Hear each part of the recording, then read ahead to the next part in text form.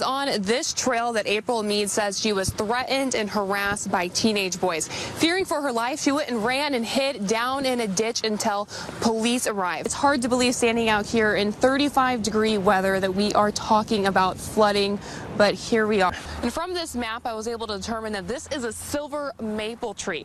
On the map, you can also see the observations the arborist made about it. So, for example, this is a tree that's likely to fail or die because those observations show that it has cavity decay and a poor root system.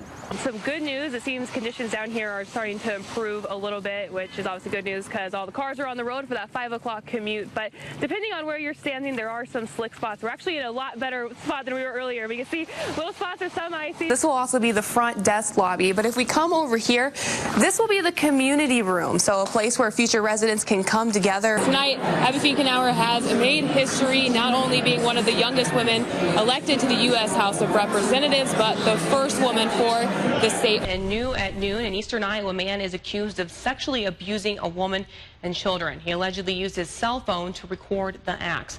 A brutal murder that has haunted this community for 39 years may be coming to an end tonight. In a late press conference, police say they never gave up trying to find the person who killed Michelle Martinko. I'm channeling my inner Spock right now. I had to pick up these Vulcan ears earlier today. Environmentalists claim the straws are one of the biggest polluters of the ocean, and once they get in there, they can't really break down. There's a lot of snow coming down, and that means there's a lot of snow building up, but that's not enough for the university to cancel class. Tonight, you'll get an inside look into this historic Ford tri-motor plane. Continuing coverage, the campaign trail is once again getting an early start here in Iowa as the starting point to the path of the presidential election. For a lot of you, this is maybe the first time you're hearing about Ty, even though he has been missing for a year. So this is just an example of one of the posters that they made for free for the family. Water behind me is currently just over 15.5 feet, which is just under the major flood level, but it's only expected to get higher. Quick glance tonight, there are already a number of people here wearing those Biden 2020 shirts. And I spoke with the Alburnett Public Works Department. They say much of the damage was limited to this area. These are individual panels, so they can basically adjust this wall based on the projected flood levels.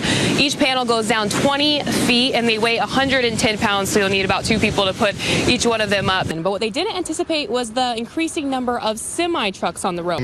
He says 2 men already had a hose connected to the grease bin here. And right now we're just seeing a little bit of a light mist that's coming down, and off to the back you can kind of see some fog that's hanging in the air. But earlier today we saw it all, from freezing rain to light sleet turning into hard, painful sleet to even some light snow. They're hoping for the most part that the water disperses along the floodplains, but really they have no idea what to expect here. Heavy sleet pounded down in downtown Iowa City Tuesday afternoon.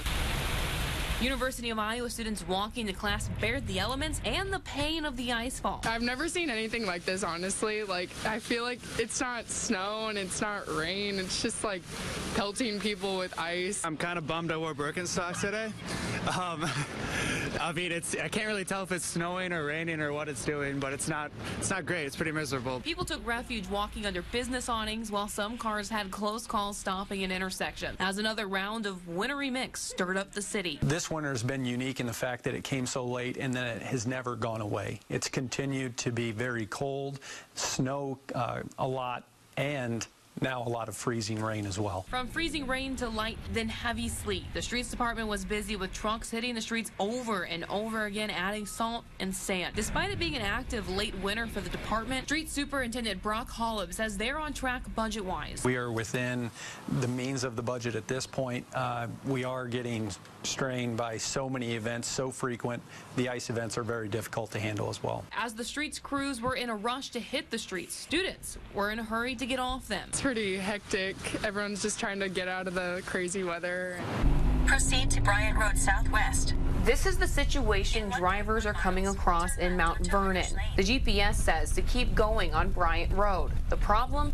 It's a maintenance road.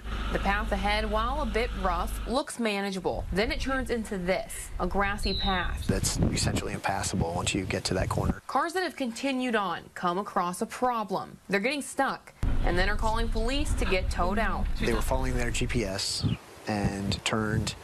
Seemed like it wasn't a good idea, but they went anyway because the GPS told them to.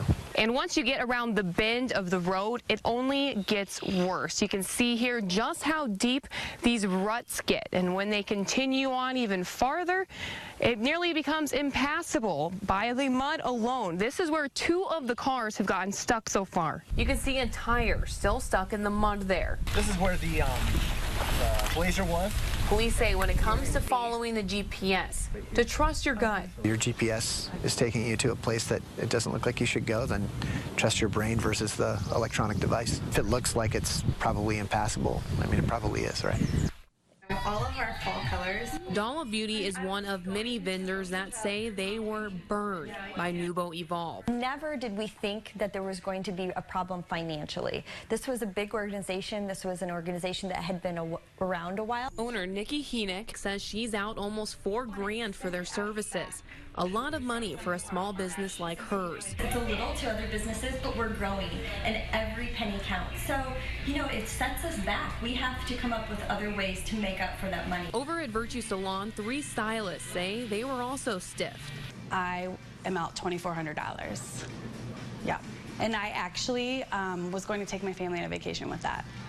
So, yeah, kind of disappointed. Throughout the festival, they saw 20 clients a day. Yeah, so that's a long day of us being away from, you know, our jobs and our families to provide the services for them. And, you know, it's pretty upsetting that we didn't get paid for any of that. They didn't know they weren't getting paid until Go Cedar Rapids closed. I was very angry. Now they believe the city should be stepping in to help. The people that were on the board for the Go Cedar Rapids are also involved with the city of Cedar Rapids. And for them to act as if they didn't know what was going on or how much money was being spent or anything like that, I think is a bold-faced lie. I think that in a perfect world, they would take the motel-hotel tax and pay the vendors and allocate that to the vendors until everyone is paid. I think that is the only solution at this point. Nubo Evolve participants are even feeling remorseful. So sorry about the financial debacle and personally disgusted to know so many of you worked so hard. This letter was from one of the festival hired moderators, and inside was a check. Made my day. But they're still wondering. Where do we go from now? You know, it's just, we're just kind of left hanging.